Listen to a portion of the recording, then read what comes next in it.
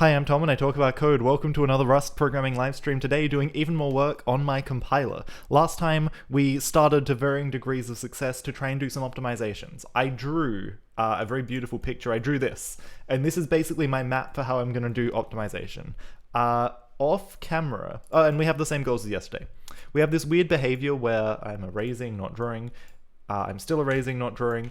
When we return from a function, we return the A register, and then if we call a function again, we have to pop from the A register. We have to push, sorry, from the A register onto the stack, then pop from the stack. If we return from a function that just called a function, we have to push and then pop unnecessarily. So we want to try and avoid this.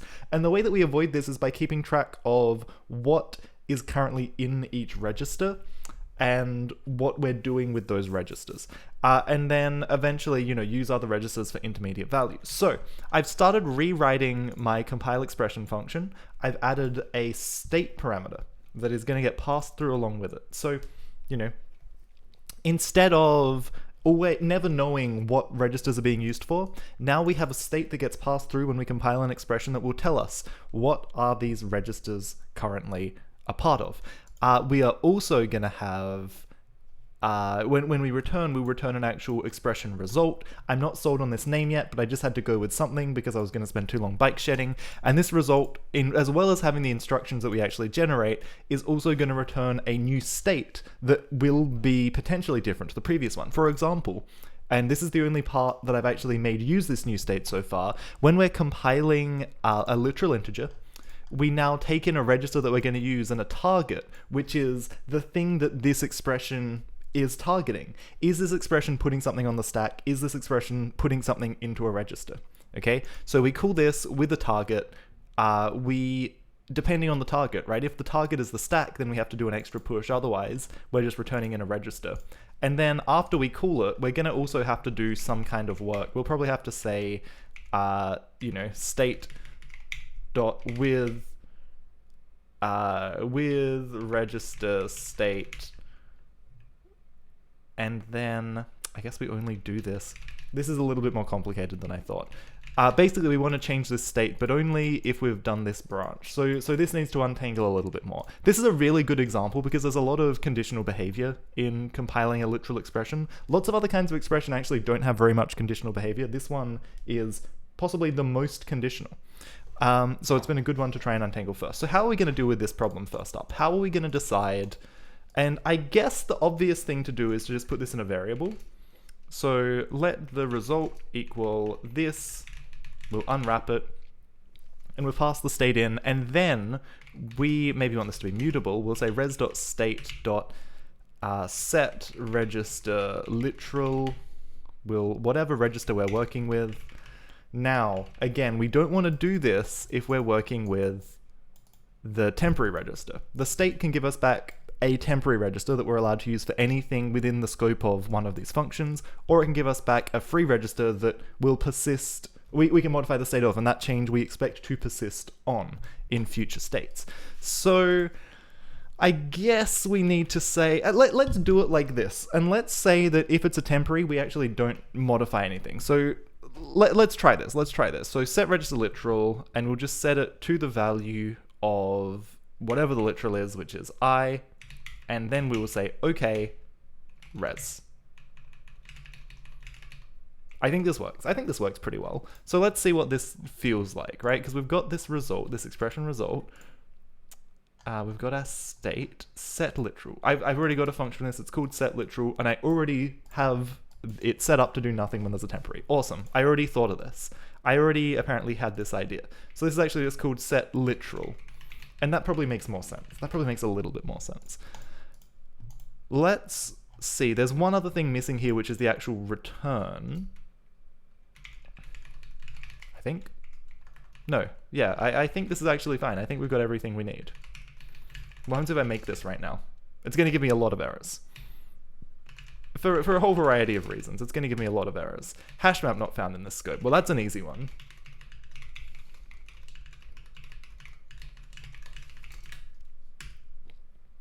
I not found in this scope. That's a little bit harder. Let's just make this the actual value, because I like the name I. I's good. I is a fine name. We can refactor that more granularly later. And then just all of these stars we want to get rid of because we're not dereferencing anymore. Wait, except, no, not there either. But then when we call this, we're probably going to have to dereference here because we have a ref to an i32, not an actual i32, but we can just freely dereference that because it can be cloned. Now, everywhere we call this function, we're suddenly going to have a problem. We're suddenly going to have a problem. So expression state is missing. So codegen in here, compiled condition. So often we're going to find these things are going to be initiated from statements, which is good. Statements are kind of the entry point into lots of state. Compile expression. This probably needs to take a state in as well, because state is at a block level. Each block should kind of have its own state. Now, compile block does also get called recursively, so it definitely needs to have its own state. So let's put it here. Let's go state. This gets passed through. So this is easy in the block case. We can just say state. We'll just pass it through very simply, recursively. And state can be cloned, so this is okay. We might have to put some explicit clones in here, but again, we are more than happy to do that. Assign array, this is okay. State. Cool. Now compile expression will also have to get this state. This will have to get this state. This will have to get the state. This can have the state. We'll see what the borrow checker says about this. It will probably yell at me.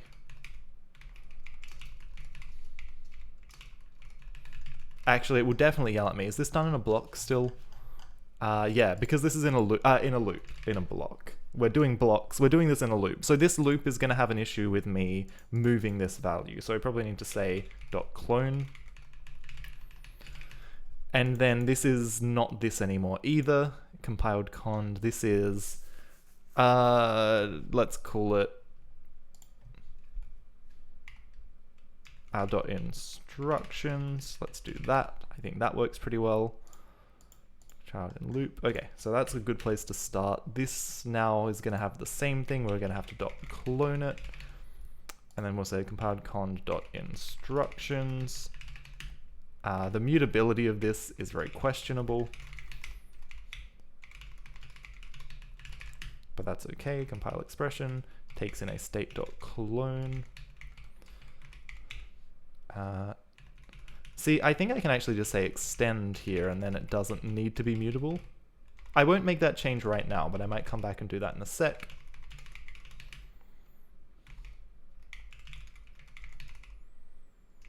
And then this is a fun refactor. This is a fun refactor because it's pretty mindless. It's a good chance to have a chat, except that's not a method, that's a field. What am I doing? So how's everyone going? What's going on? Is anyone, you know, any cool projects, right? This is your chance to distract me while I'm doing something relatively mindless and tell me what's been happening. I'm always keen to hear about what people have been working on. Temper Theta Delta, welcome. Pretty good, pretty good. Yeah, I always love having a bit of a chat about people's cool projects while I'm here. Helps me stay inspired, right? Small issues in your language. What was your language called again? It's I forgot. I saw the other day and then I forgot. I saw today maybe even and then I forgot. Scale, that's right. Yeah. No, go back. I can never remember navigating back. It's one of those Vim shortcuts. Literally every time I want to navigate back, it eludes me. It's that last one. Oh. 12 instruction. Cool, let's try building this. Scale. Nice.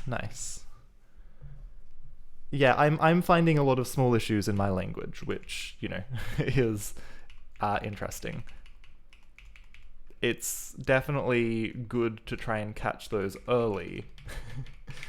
I need to write better tests. I don't think I made state pub.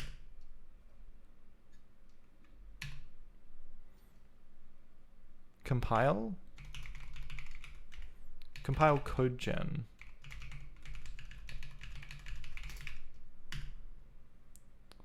State not found in the scope. State, where's this? This is in a different function. Compile body. Compile body now. Compiled body doesn't take a state, because compile body is where we're going to initialize a state. Lots of small issues are worse than a few big ones. This is kind of true, but also sometimes the small issues are so much harder to track down that sometimes they feel worse to me. You know, I'd rather know I had one big issue than have 85 small issues but not be sure what they were, because then at least you know what you're working towards, right? At least in a professional setting, that's always been more stressful as well, when you're like, oh, you know, we might have an issue in our card service that that shows people their card number and is a critical failure if it goes wrong, but we don't know. Maybe our testing's not up to scratch. That's stressful when you're the guy that gets called at 3 a.m. When you're making a weird hobby programming language, less stressful to have small issues. I am really nervous that I'm going to publish this in some form and people are going to try and use it and it's just going to horribly break. That's definitely not good. So we need to make a state. Let's say let state equals state new. And now we just pass this state in. And that should all be good. State is private. Okay, here we go. CodeGen state. Struct state. This is going to be pub. And this is going to be pub. And I don't know if, I guess, maybe, because only expression should really change what's up with registers. They should, like, only expression should be modifying this stuff. I think maybe we want to do some block level analysis. Maybe blocks are going to have more of a role later. For now, I'm going to err on the side of private. Okay, compile expression that we call, wait, hold on, what was the issue here? Instructions is private. Oh yeah, right, hold on, that is also important. That's also important. That's also not what I want. CodeGen expression struct. Let's make all of these pub, because this is just a data container. I don't need any functions. I don't need any pub. I don't need any methods. Cool. Instructions, plural. Mismatch types. What's going on here? Register. Expected register found. Oh, these are meant to be tuples, aren't they? I think it's tuples of key value. Yes, excellent. Okay, this is good. This is good. We can deal with this. State. Borrow moved value of state. But we're cloning state. So why does this borrow it? Borrow of moved value state. The move occurs because state has this for S and statement inside of the loop. Here we go. Line 69. I missed one. So this is why we clone, right? Because when you do this stuff inside a loop, you get this. Inside of this loop, this weird nested stuff where it's like, oh, this value moved. There's also one on 235, apparently. That's not what I wanted, 235. Cool. State does not implement, but while we have another one of these, that's okay. 118 has also not cloned. So we're just doing a lot of copying, right? We're doing a lot of cloning, and it's a pretty small state, so it shouldn't be too significant. I'm not concerned. 109 is also moving.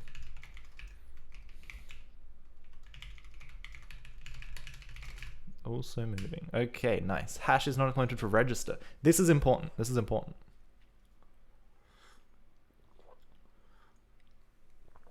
Okay, register state needs a partial EQ instance. We can do that.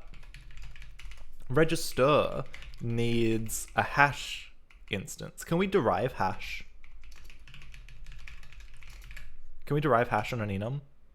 I guess. That's cool. Now, register state.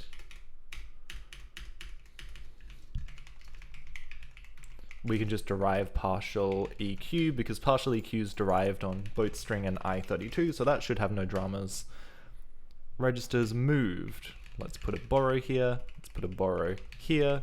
Let's put a borrow not there because that already borrows. Dot get borrows. This loop borrow needs to borrow. Now this is where I need to do these derefs, which is great. I love this. I should have done that as I went. I kind of, in the back of my mind, I was like, oh no, this is gonna be a problem. We're gonna have this deref problem. Some expected register found. Yes. Where was that line? Hold on. 42. Let's just deref it. Same thing here. Same thing down here.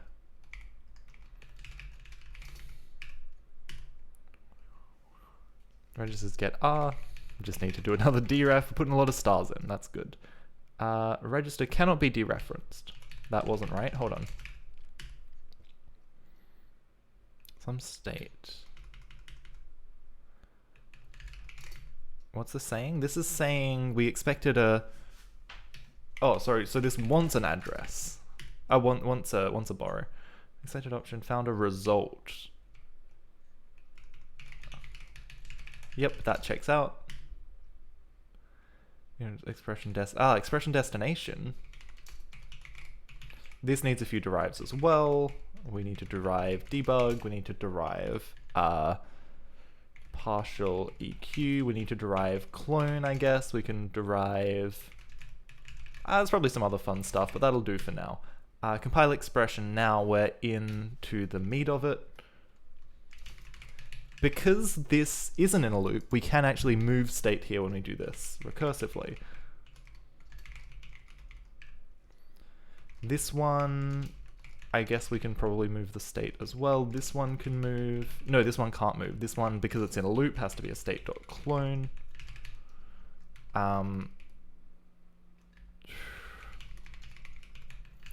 The turning of this into a type is a real drama. We should be using extend, not append.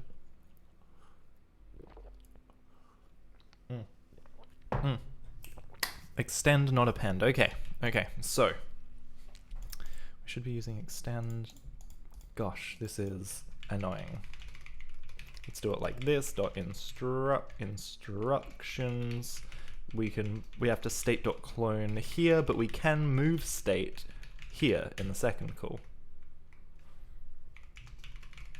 Here we can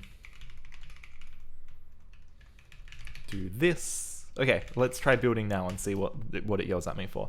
Expected I32 found I32. That's because that needs to be derefed. Set literal. That is the function signature of the thing that had the problem. Mismatch types. Vec. Arguments are incorrect. Expected. Oh yeah, we expect a result now. So expression result from instructions. That's what we want. We want expr res from instructions with this vec. I really should write my AST, well, my DSL, sorry, for inline assembly. That would be nicer. You know, if instead of this I could just write you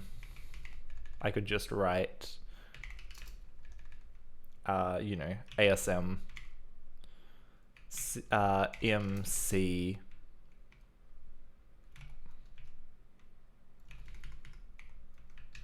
I don't know, like, you know, some actual form where instead of this stack CSP push, you know, I can like, and then it expands into this. That would be really cool. That would be very useful. Anyway.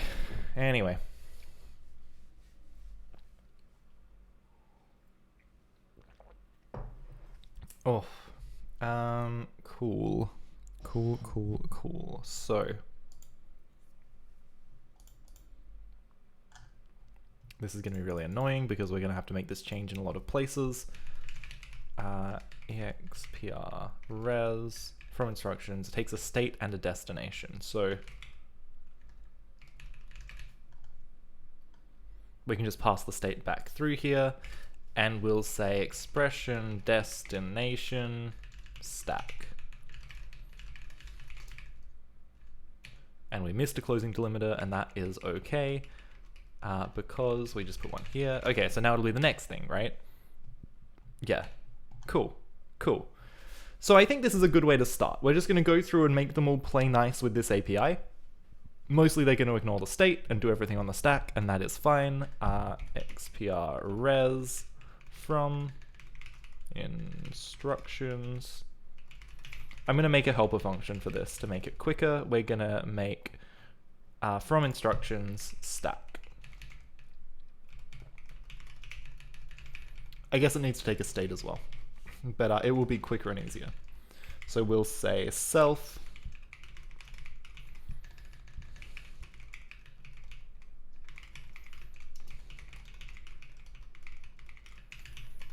awesome. And this will just save us a bunch of typing because everything is currently on the stack. So let's make a practical helper that that really just takes advantage of this. Stack.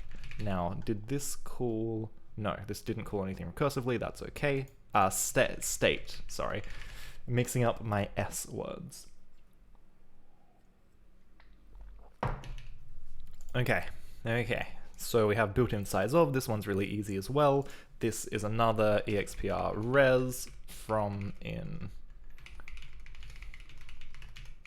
And this is a helper function that might actually disappear eventually, which would also be kind of cool. This goes here. We want the state, and then we want 2 closing brackets. Excuse me for 1 second. Sorry, just had to do some free consulting for a friend. They wanted PHP advice about a website. Cool. Okay, so deref. What does deref give back? Deref gives back an out. So this is an easy one. This is just another expr res from instruction stack. We have to give it the state as well. This does compile recursively, so we need to clone the state here because we can't move it here and move it here as well. Actually, you know what? We do want to move it here. Because for one thing, so we want to say let res equal this. We're going to do a bunch of cleanup here as we go. It's just going to happen. It's just going to be how it is. I don't love it, but I have to embrace it.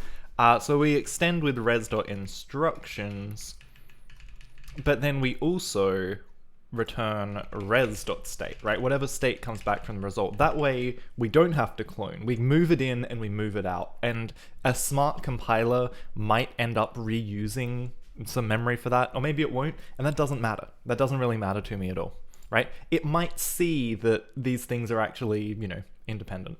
That would probably be good. I would like that. That would make me happy. Okay, so address of this does have to. No, address of is just an identifier, so this isn't called recursive, so this is another expr res from instructions stack out and state. Because it's not recursive, we can move the state here, right at the end. Let's get rid of this. I know what I'm doing. I know what these errors are. Function call, however, we do. Now, when we evaluate the arguments for a function call, this actually mutates the state. So we're going to say let mut. Actually, we could also just make it. No, let's do it here. Let's say let mut state equals state. This creates a mutable variable that shadows the immutable variable in the outer scope. That's okay. That's a little bit funny, but that's okay. And we move into it. I don't know if anything actually moves here data-wise. That's up for the compiler to decide. I'm not a compiler. I'm a human being. It's outside of my pay grade.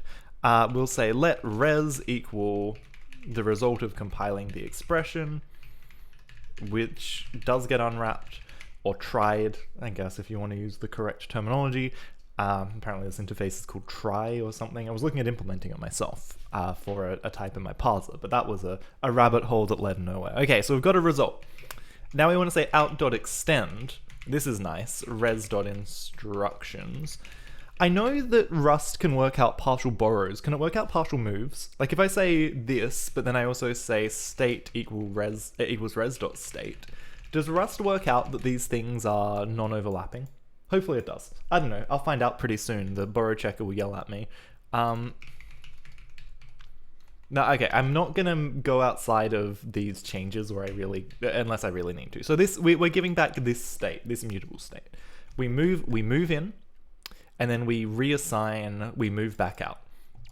So we're left with a state, so we're gonna say xpr res from instructions stack out state. Beautiful. The binary operation. This is messy. Let's do it better. Because actually, again, these states, what if this changes the state? What if we use one of these registers? This second thing needs to know about the return of the first. So we'll say let we do the right hand side first. So let's say res RHS equal this.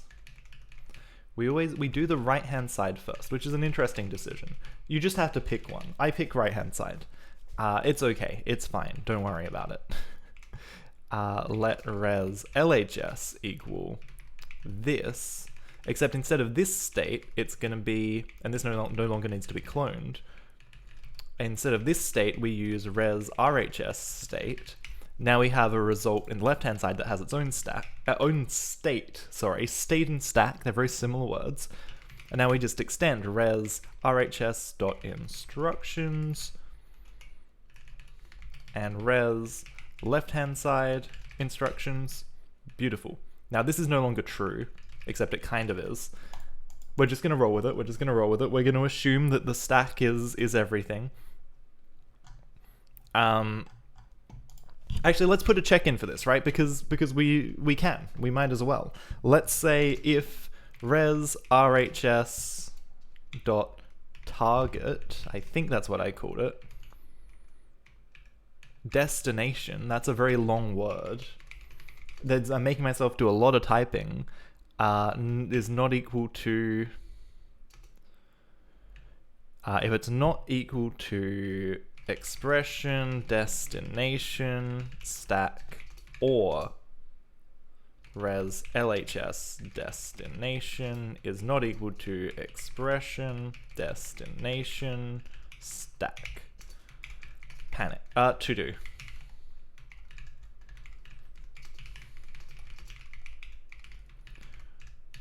Cool. So we're just going to have this check in here, right? Because we want to assert invariant that this stuff all needs to go on the stack. And this is the goal, right? Be smarter eventually. But we're not there yet. We're not smart yet, unfortunately. We'll get there one day. You know, brain is always a work in progress. And some things are probably like comparisons. They're probably going to stay on the stack because that's actually no, that's not true. That's not true. But we don't. I guess what I'm saying is we don't need to bite this all off at once. We can actually enforce some things to still be worked on the stack in one way or another. As long as we know where the data needs to come from, we can still do the actual operations on the stack. We don't need to bite everything off in one go. Cool. So variable. If we have a variable, this does not evaluate anything, so that's okay. So now we just want to say expr res from instructions stack. The only difference is, right, it doesn't well, yeah, I mean this is the golden example because this just pushes something to the stack. So we can just say, great, you're doing all your work on the stack. Nothing coming in, no kind of inputs to consider. This is also going to be really good because we're going to be able to say, hey, does a register already contain what I think we're looking for here? Like, is there already a register with the variable foo? If that's the case, we can just early out. We can do nothing. And that would be really cool. That would be a huge optimization because right now we do a lot of unnecessary churning of variables. Now, I don't know if I have enough registers to really save myself a lot of work, but that's the goal. That's the dream. That's the idea. Okay, array deref. So we do a little bit of recursive. Wow, this is it. That's it. I felt like we had way more stuff in expression here. That's great. That's really, really good. So we can just call this recursively. I don't even know why I put a dot instructions there, right? This is just a recursive call. And it's just a recursive call because we just transform the AST because an array dereference is just a dereference where you do an add. So that's excellent. That's really, really good news. When I build, of course, there's a lot of stuff to go wrong. expr res, what else have we got? out. I missed this somehow.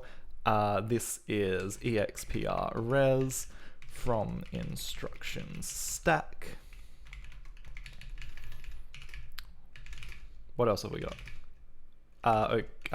From instructions stack. I missed the state at least once. At least once. Now this is a recursive call, so we want res LHS dot state. Res LHS dot state. This wants just the state because this is the variable one. Then this doesn't need anything because it's just a recursive call. It's like a recursive tail call, I guess. We have warning, warning, warning, warning, warning, warning. Just warnings? That's cool. Okay, so let's also make sure that everything is appropriately public because right now it isn't. So we have warnings here. Field 0 is never read, that's okay. Never read, that's okay. Method unused, that's okay. Never constructed, that's okay. Unused result, that is probably worth checking. You let Clang do all the heavy lifting. This is one of the fun things about designing my own ISA and my own virtual machine as well, is that I have to do everything. I can't just fall back on any existing tooling. It might have been fun. Might have been good to try and have some kind of intermediate representation that allowed for that, but I haven't done that, so I'm doing everything quite manually. Also, I don't know, the LLVM model would be really hard to map onto, or at the very least, I don't think I would get as much benefit on a machine that has 3, maybe 4 temporary registers that can be used for intermediate work. I don't think the LLVM model is particularly valuable in that case. It's a little bit too limited. Okay, so line 197. Let's just put a question mark here. That should be fine. No, actually, we need to map. We need to map. We need to map. We need to map error. And do we just ignore this? Compile error. Let's actually make an error for register state. Let's just wrap it up. Let's just say register state error.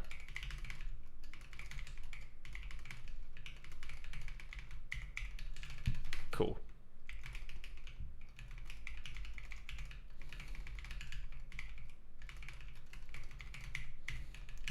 Beautiful. That makes our life very easy. Now we do need to include that. So let's compile codegen expression state register state error, and then I need to make that public as well. Pub probably, oh no, it has to be outside the crate, right? Because there's another level. Expression has to be lowercase u. Cool. Crate unused import register. God, typos are really the bane of my existence, aren't they? Expression not publicly re-exposed. Code gen expression. Private model code gen. Look, let's pub use expression register state error. Let's see if we can re-export it. And then just do this. That's a bit better, right? Cool. We have a few unused, but that's okay. What happens if I run my tests right now? Do they blow up? They might. Yeah, okay, they panic. Huh. This is good, right? So this panics because we're trying to put literal numbers in registers. That's kind of awesome. Sorry, I lost one of my shoes. I've got to go fishing for it. That's really awesome. That's good to know that it failed. Because that's kind of what we want to see, right? So we're actually emitting code that puts things in a register and then detecting that downstream and saying, whoa, I don't know what's going on here. So let's see if I can modify my binary operator to actually respect the source of the data, right? If this thing, Yeah, if this thing's in a register, then get it from a register. So let's go bin op. It's gonna be this. Okay, cool, perfect. So we've compiled our things. How do we be smarter when we're compiling? Let me commit this as a starting point actually. Git add leng source compile. What have I done? I have pass register state when compiling stuff. Awful commit message. My commit message quality, the longer a project goes on, just slowly tanks, but that's okay. It's not awful. It's pretty awful. It's pretty awful. So we need to do less copy and paste because this copy and paste is a little bit insane. We also don't handle subtraction by a pointer, which is a bit jank. So the problem with this is, when we add, we have to check for pointer arithmetic, because adding to a pointer is different. And that makes this really hard. All the different little branches here makes this really freaking hard. So, you know, for example, right? For example, if this isn't clear, just a quick example.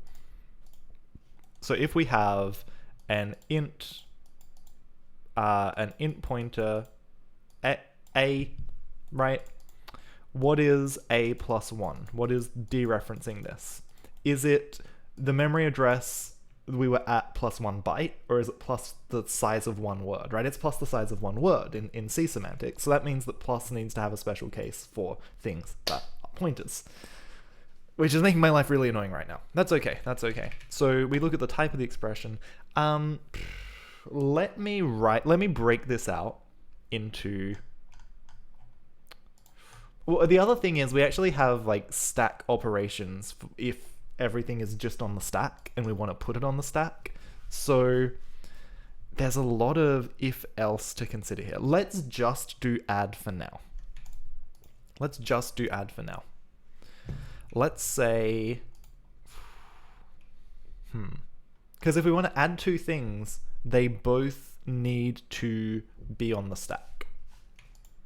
Let me copy this line. Let me say, let ops on stack equal destination. So if they are both on the stack, then we can do simple things. So we know we can test if they're both on the stack. So if it's a pointer, we've got to do this other stuff. We've got to we process them in the opposite order, which is tricky.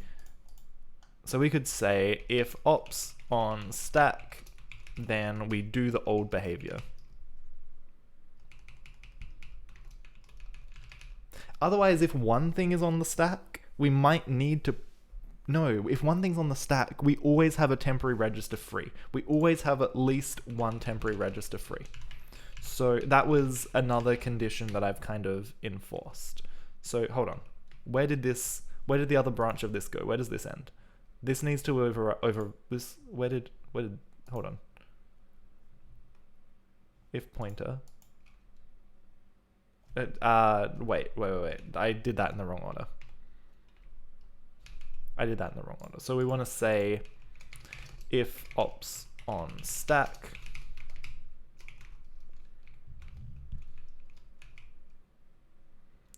We'll grab everything in here. Okay, cool. So we've got the old behavior. Otherwise, we're going to do something else. Let's grab the temporary register. Let's not grab the temporary register. We know if we're in this branch, at least one of these things is in a register. So what we could do, we could say, let the first register we're working with is the right-hand side result dot destination. We'll do an if let expression destination. If it's targeting a register,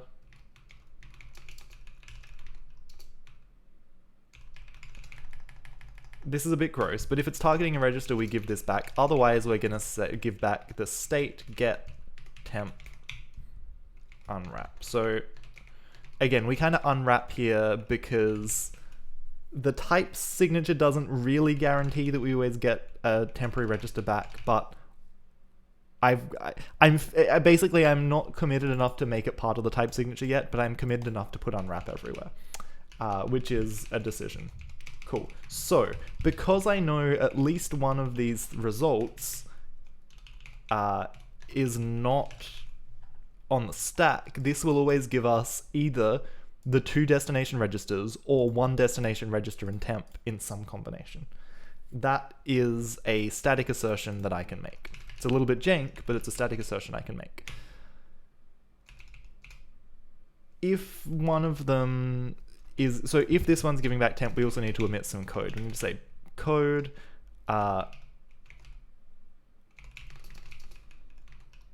let's get the register, then we want to say out dot, we want to add an instruction, unresolved instruction. That's a lot of typing the word instruction, but that's okay. Register. We want to pop. So we want to pop into whatever register R is, our temp register.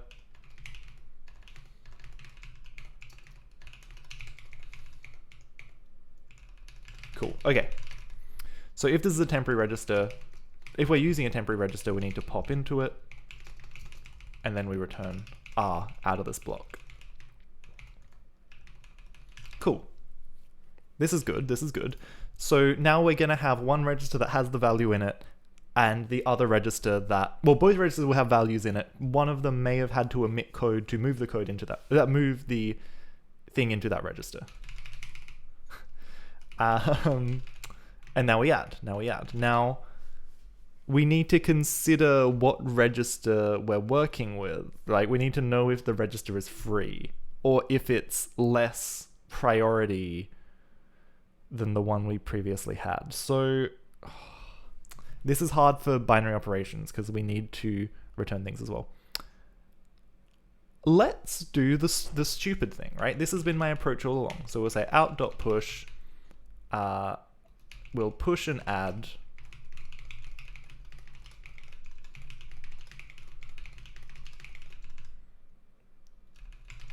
The only thing is, if one of these registers is associated with a variable, well, is it a problem if we override? As long as we know, right? Like, we could just say that we're using one of these registers. Or I guess we could get the temp register again. So let's say let rt equals state get temp unwrap. Let's just use this. This also needs a semicolon. So we'll have an add instruction. We'll say add R0 to R1 and store the result in here. This also does not factor in this pointer logic. This also does not factor in the pointer logic. What else do I need to do here? B size. We need to do a multiply first. So we can do this as well. So in between here and here. So we get this temporary thing. If pointer, if, we can do this here too. So we can say if this, what's the size? How do we get the size previously? Where did the size come from? Size is t.size bytes. That's beautiful. Okay, so we need to multiply the with the second thing. So push this, we push this. So we want to multiply the right hand side by the size of the thing. So the right hand side is R0. So we multiply R0. So we want to push, we want a load instruction that loads the size. So we want to do this, and then we want to do this. Yes, excellent, excellent. So instead of register B, we're going to load this into RT, which is our temporary. We'll grab the size, which is good. And then this is going to be naught r naught rt. So we're multiplying r naught by rt and putting the result in r naught. This also has to invalidate any variable that we think is currently stored in r naught. No variable resides here anymore, unless we put the result in rt. But then this follow-up add no longer works. I guess we could do this. We could, oh dear, this is a mess. This is a mess. Let's do it with r naught, and let's say state dot invalidate. This is a bad name, but we'll say whatever was in r naught has now been messed up. There's nothing in there anymore, right? It's garbage. It's garbage. This means the state kind of needs to be mutable as well. I might make the state mutable. I think that'll be useful. Did I have a mark? I didn't set a mark. That's a bit annoying. I should remember to do that before I go on a scrolling adventure. Okay, so we've got our addition. This is really gross, but it's a good way to start. We can copy this for subtraction, so this should probably be in a function. In some kind of function. Oh dear. So invalidate's going to be important. And then, you know what? I'm going to say that this comes out in r naught as well. So we'll say r naught.invalidate. We also need to make sure when we return something, okay? So for example, if we do this and we get the result in register A, we need to make sure that this state does not think that register A is free. Currently it might. Currently it might. So if we... No, it puts a literal in there if we load a literal. That's okay. There needs to be another thing, basically. That's not the right expression. We want codegen expression. I'm already in codegen expression. That's good. We want another state. We want a state intermediate. That I've already thought of this. I already thought of this. That's okay. So we want to say state.set intermediate r naught, and then we want to return. Oh my gosh. Well, this return needs to be in here now. So let's write a function to do this for us, because this is a little bit crazy. So we'll take a result, we'll take two expression results that represent the current state of the left-hand side and right-hand side, where these things are. We'll do this. And then we will try and write a function that handles it. So let's do it. Let's VS. Let's split down the middle, and let's start writing this function. Let's go function. This is getting to be a very long file again, even though I already split it up into smaller bits. Let's make a function. Let's call it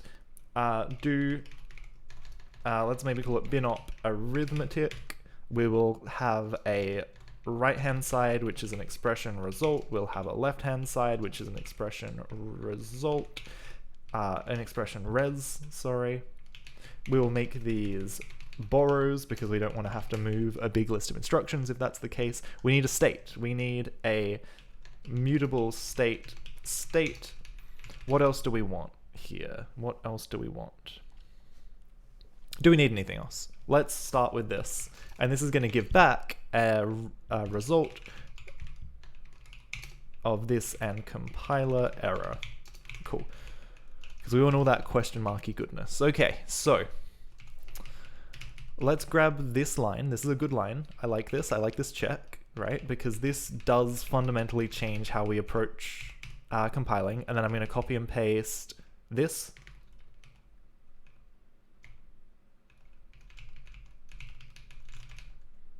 E0, this is the expression. E0, this is the type of the left-hand side. So let's maybe just make this something we pass in as well. We probably want the type of everything, right? Left-hand side, we'll make this an AST type. And the right-hand side will type, we'll make a AST type. Now I actually think this is just a type. I don't think it needs to be an AST type. I think I made a second type. I mean, representing types is hard. Okay, well that's good. That's good to have. Now we want to copy and paste this. This is the meat. This is the big boy. Else do all this stuff, and we want to actually return out of here. Cool. Cool.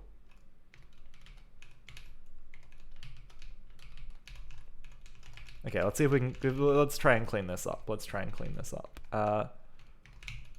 bring it in to the correct indentation. Okay, so if we're on the stack, then we have to do all this stuff. Let's put this up here. No, that has to be in here because it's an if let. That's good. Pointer arithmetic. So we have to do all this fun stuff. We can use our swap stack instruction, which is good. We should probably pass in the actual operation we want to do as well. Because can I generalize this for add? That's hard, isn't it? I could probably pass in like maybe some kind of, it's annoying because it is actually going to be a little bit different. It's like we need some kind of enum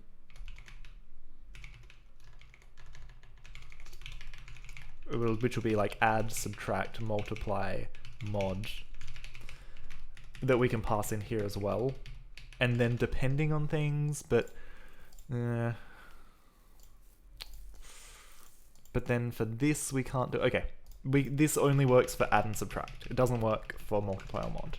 So this is actually just, so we'll say is add and we'll call it a bool. And we'll put it first. Cool.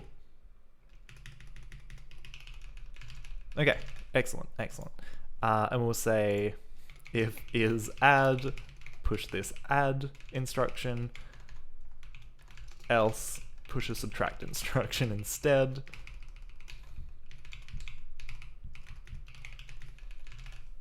Cool, and we'll do the same thing down here where we have an add instruction. We'll say if is add, do an add, else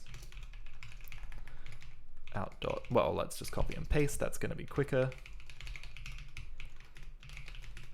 And I think I called it sub. Beautiful. Stack op. This is in op fields, stack op, sub. Beautiful. Okay, excellent. This all looks pretty good. So is my state mutable? Yes, that's what I need. Set intermediate. Cool. So then here I want to return what I've got in out. Now I don't have an out, do I? I don't have an out. So I need to make a mutable variable called out. Let mark out is a vec new. And then I want to say, okay, expr res from instructions stack out and state. We just pass back whatever state we had. Nothing actually changed in the state here. This one's really easy. Here, we need to do a little bit more work. We're going to say, okay, expr res from instructions out. We're going to give it the out instructions. We're going to give it the state as we have it. And we're going to give it an expression, destination. And the destination is going to be register R0, right? Whatever we just did, it's in R0. Go from there. And I'm hoping what can happen is that successive calls to this can put things in the same register, right? So, because this is the right-hand side.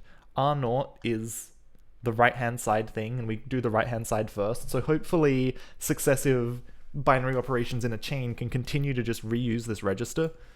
That would be really cool. That would be really neat. I would like that a lot. That would make me happy. But also maybe calling recursively compile expression will somehow mulch it in different ways. Okay, so bin op. We're gonna call, this is all good. We don't want this anymore. We don't need this anymore. We'll say LHS type, and we'll say right-hand side type E1. Okay, so if we're adding, we say whatever I called this function, bin operiv.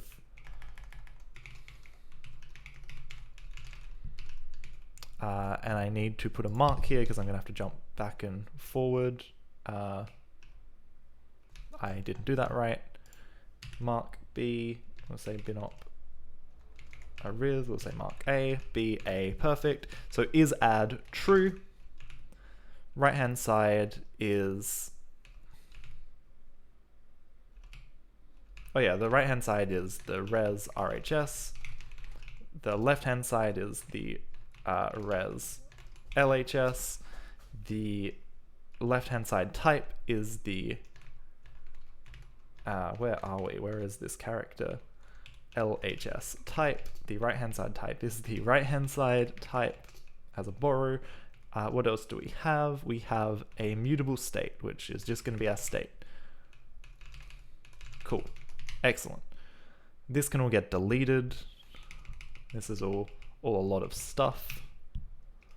And actually, this doesn't need brackets anymore, which is really cool. This can just all go in one line. We're going to do the same thing here. We're going to say, but now the bonus is that, oh my gosh, there's extra stuff to delete. The bonus now is that subtract will actually correctly handle pointer arithmetic, which is great. That's what we want. Oops, false. Multiply is still a bit tricky. Less than equal, greater than equal, sure. Also, I haven't implemented mod at all yet. So this is hard. Let's maybe make this a function as well. Let's copy and paste this function. But it's going to be a little bit different because it's not going to... What does this belong to? That's nothing. Okay, so let's copy and paste. Let's call it binop mol. We'll get rid of this is_add. We're probably going to extend this function to handle mod as well at some point. It's going to do basically the same thing, just without this pointer stuff. We're never going to check it. Also, this isn't E0 type anymore. This is LHS type. We're going to deref it. And we're also going to put a underscore here and put an E here because it's good to spell words correctly. Cool. Okay, so this pointer stuff doesn't exist anymore. This is going to be a much simpler function because of it. So, but we're still going to have to do some pop and push to multiply. We're still going to have to pop out two registers.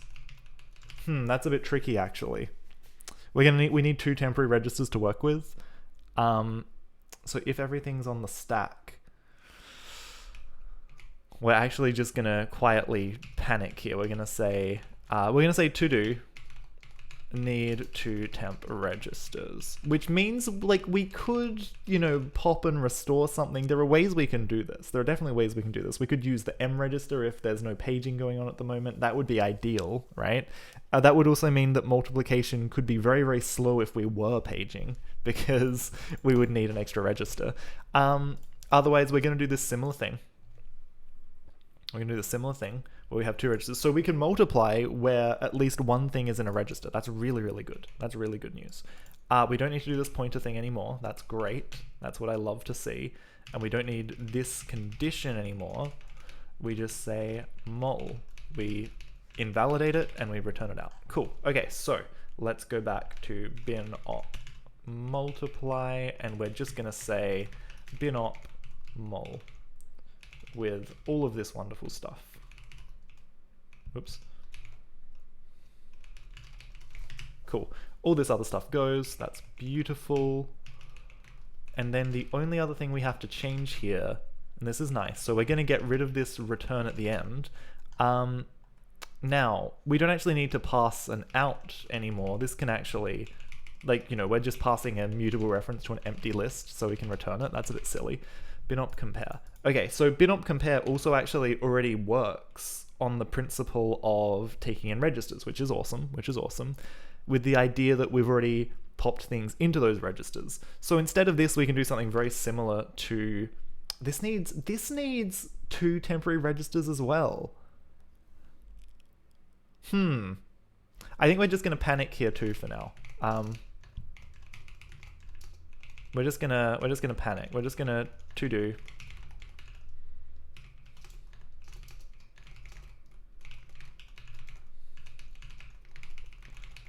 This is really impossible in my current system.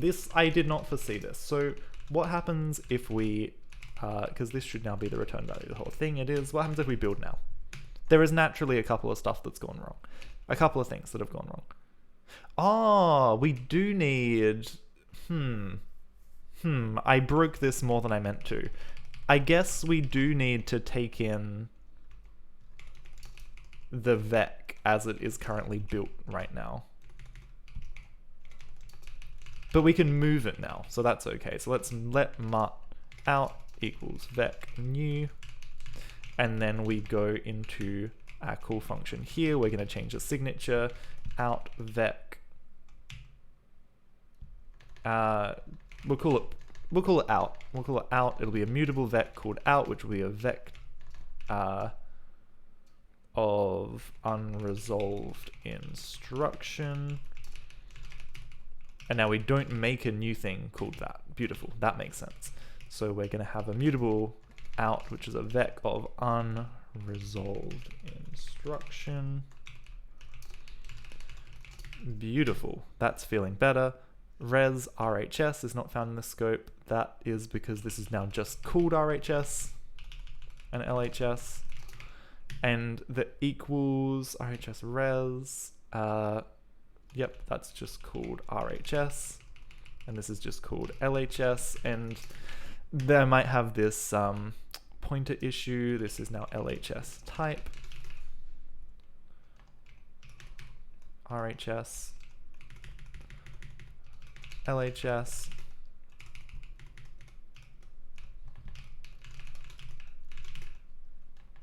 LHS. Test stop unused, that's okay. Warning. Unnecessarily mutable, that's interesting. Okay, well let's leave it not like that for now, but you know, it'll be good when it gets here. Borrow a partially moved value, that's because we've done this here. So I guess we just clone, right? Does that fix it? Value borrowed here after partial move. Partial move. Where is it partially moved? Here. Again, we're just going to clone. We're just going to indiscriminately clone. And that is going to fix all our problems. State does not implement copy. 1359. Let's clone it here too. That's okay. Oh yeah, because it's here.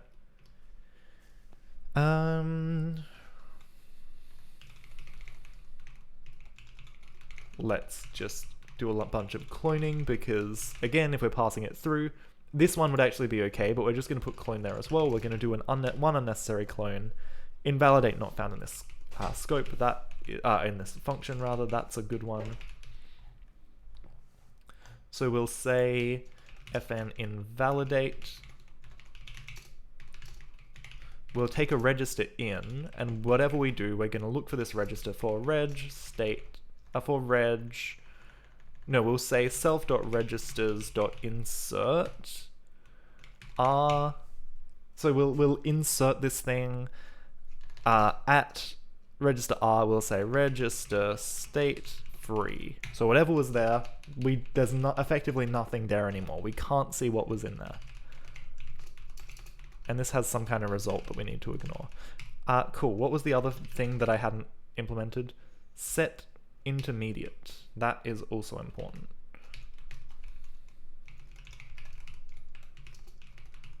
Well, actually, let's just copy and paste the other set. So set literal. We copy and paste it. And this can return an error because it's possible that we have what have I called it? Downgraded, right? Set. Let's just always override. Let's always override. So if it's free, then we'll say register state intermediate. If it's this, we'll say register state intermediate. If it's a temporary, we'll...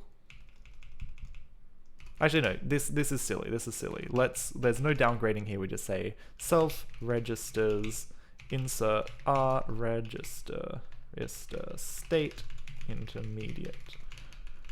Cool.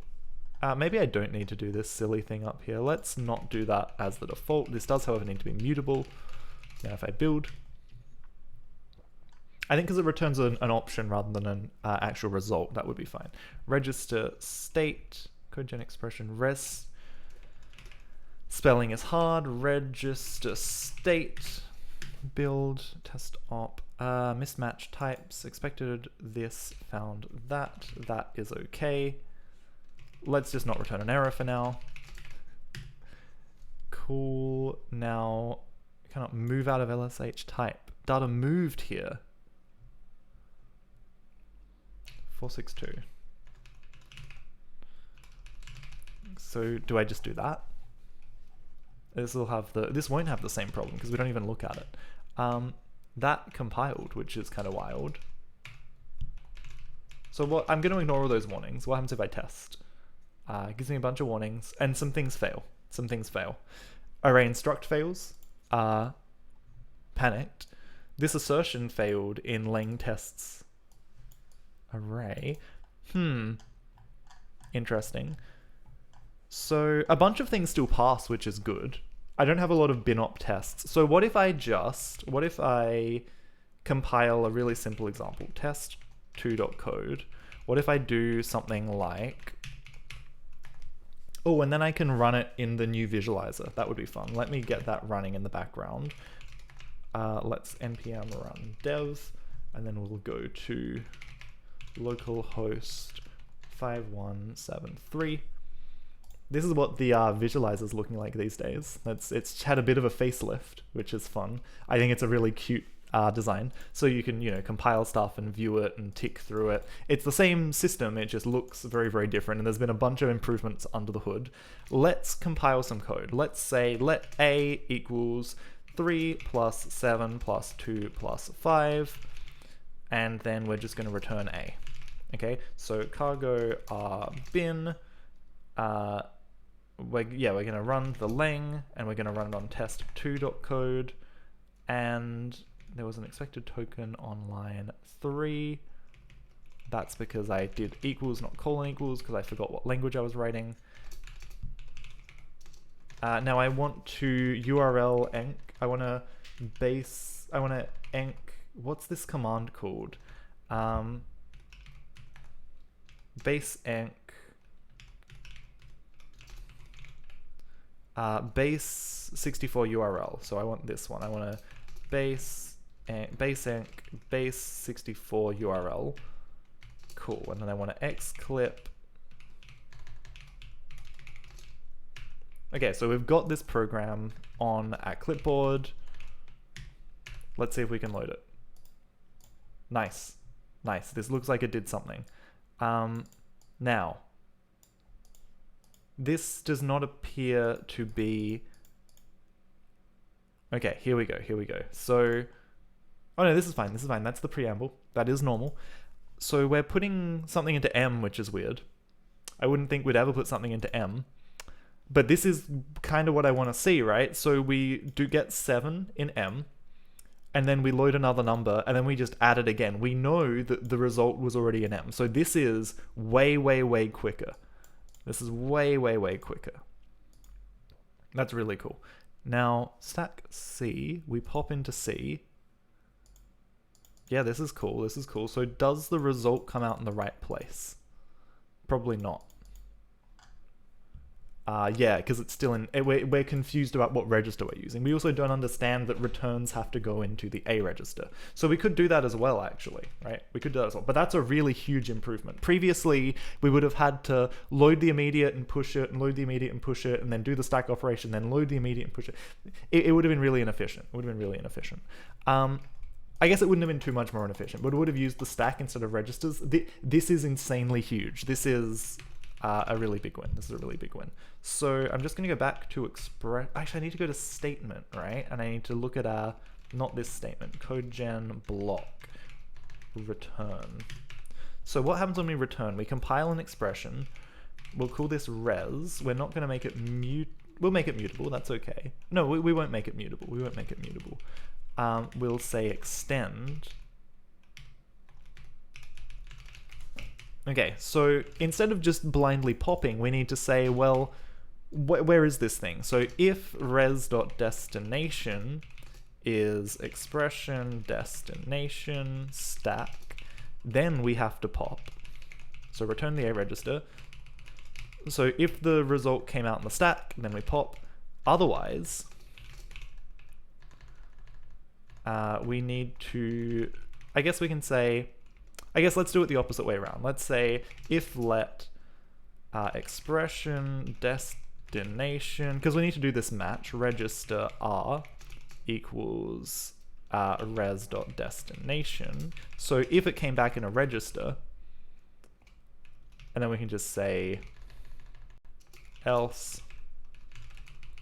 Beautiful, beautiful. So if the result was in a register, if R is register A, if it's not register A, then we have to do some work. If it's in register A, do no work. Beautiful. And this avoids the mysterious push then pop A problem that I wanted to solve here. So in this case, we want to push an instruction. We want to push an instruction that moves something into the A register. How do we move something between two registers? We don't have a move instruction. We move, we add the result is register A. We want to add whatever's in register R to whatever is in register 0, which is always 0. Cool. So this will move whatever was in register, this mystery register R into register A. And if our register was A, we don't even bother, because this would just be setting A to A plus 0, which would be setting A to itself, which means nothing. Beautiful. Let's see if this compiles. No. Compiled expr res.instructions. And this should be okay. It should know that this is a partial move. Expression destination. Now we need to import the correct things. That is okay. Codegen expression state expression destination. Excellent, excellent type name. Okay, so let's see what happens when I build this and load it now. What do we get? Bin this. Bin viewer. Okay, so if we tick over this, what does this look like? Add BBM, then we do some stuff. Where do we stack A? See, I think we're still trying to pop the stack. Push, pop. Yeah, so if I tick through this, we get the result here, we do this add.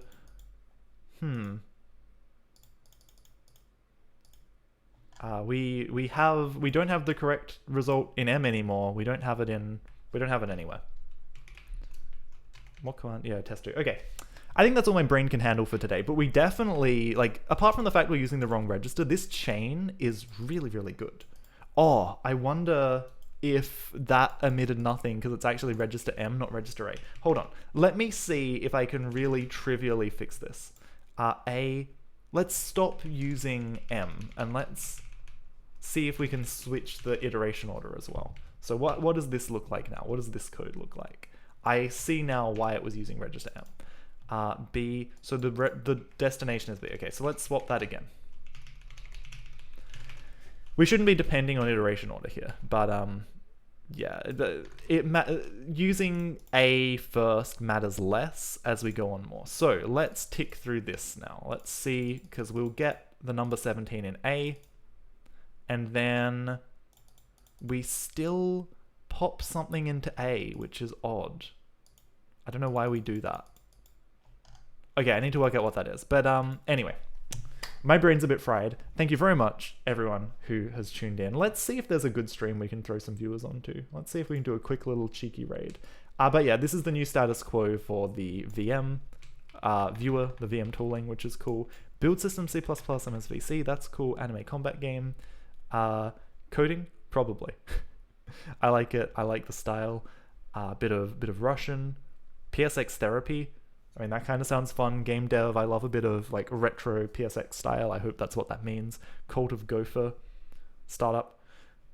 Go startup sounds cool. Nautical survival. These all sound really good. Let's do... I don't want to raid someone with too many viewers.